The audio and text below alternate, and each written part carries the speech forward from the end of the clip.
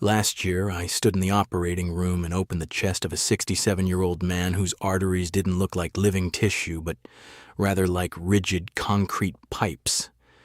This man wasn't lazy. He wasn't ignoring his health, and he was actually taking 4 different blood pressure medications exactly as prescribed. Yet, there he was on my table with a heart in my hands that was struggling desperately just to push blood through vessels that had lost every bit of their give. What nobody had ever explained to him, and what I want to share with you today as a heart specialist, is that the most critical battle for his cardiovascular health was being won or lost in his kitchen every single morning. Most people don't realize that after the age of 60, your blood pressure doesn't just climb because of stress or salt. Something much deeper and more silent is happening inside your arterial walls. I want you to think of your blood vessels like a garden hose. When you are young, that hose is flexible, it stretches, and it easily absorbs the pressure of the flow. But as we age, those walls begin to stiffen and lose their elasticity, and a rigid hose simply cannot handle the same pressure that a flexible one can. In my 30 years as a cardiac surgeon, I have seen hearts that look 20 years older than the person they belong to because of one thing: chronic, silent, slow-burning inflammation. You don't feel this inflammation, and there are no obvious symptoms, but day after day, it quietly narrows your vessels and forces your heart to work harder and harder. The way you start your morning is either feeding that inflammatory fire or helping to put it out. Today, I'm going to walk you through 7 morning mistakes that are quietly spiking your blood pressure, and I'll show you the simple human fixes that can give your heart the rest it has earned. The first mistake occurs before you even leave your bedroom, and it's something I call the dehydration surge. Most of us wake up and immediately reach for a cup of coffee, but think about what your body has endured over the last 8 hours of sleep. You have been breathing and processing toxins for nearly a third of a day without a single drop of intake. Many seniors I treat deliberately limit their fluids in the evening to avoid middle-of-the-night bathroom trips, which means they wake up in a state of mild but significant dehydration. When you're dehydrated, your blood becomes more viscous. It actually gets thicker.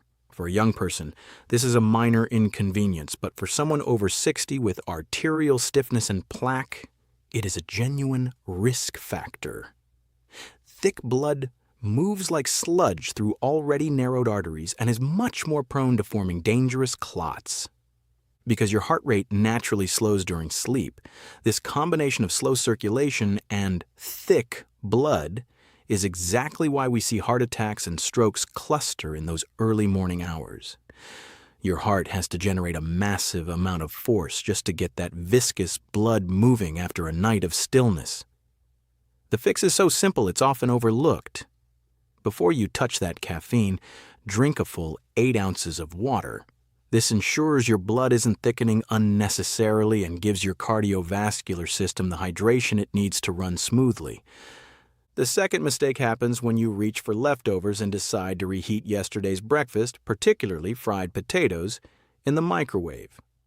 While it feels responsible not to waste food, the chemistry of a reheated potato is a silent double threat to your arteries.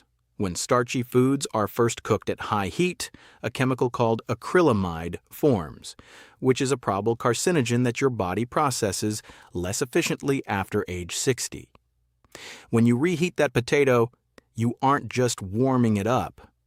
You are compounding the acrylamide exposure on top of what was already there. But for your heart, there is an even more immediate danger related to something called resistant starch. Freshly cooked potatoes that have been allowed to cool contain this starch, which acts like fiber and keeps your blood sugar stable. However, when you reheat them, that resistant starch converts back into regular starch that digests almost instantly. This triggers a sharp spike in your blood sugar, which forces your pancreas to release a flood of insulin. That insulin surge tells your blood vessels to constrict and tighten right there at the breakfast table, sending your pressure up without you ever knowing it. If you have leftover potatoes, the smartest move for your heart is to eat them cold in a salad with olive oil, which keeps the resistant starch intact and your vessels relaxed. This leads me directly into the third mistake: cooking your morning meal with what I call the silent inflamers. I want you to go to your cupboard today and look at your cooking oils. If you see canola, soybean, sunflower, or corn oil, you are looking at the primary fuel for systemic inflammation. These refined seed oils are incredibly high in omega-6 fatty acids.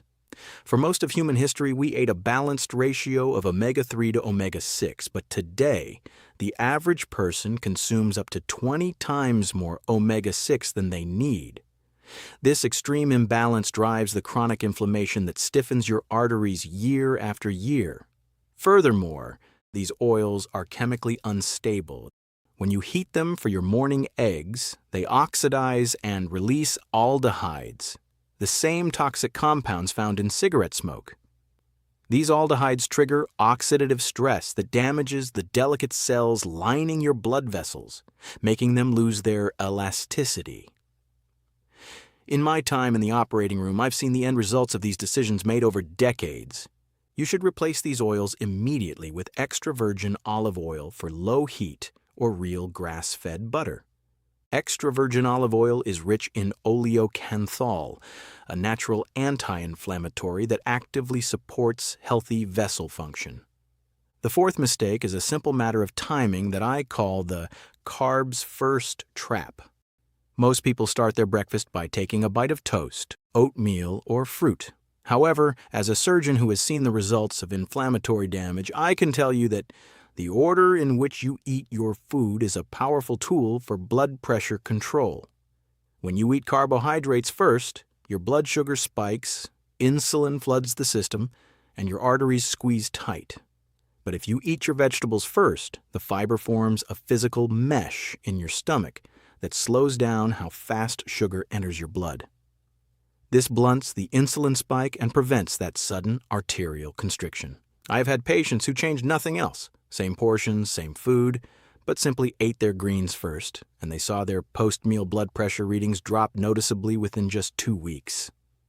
It sounds almost too simple to be a medical intervention, but protecting your vessel lining from those repeated insulin surges is one of the most effective things you can do. The fifth mistake involves what many people dismiss as a simple annoyance: waking up with a morning fog or a headache, which are major warning signs of sleep apnea.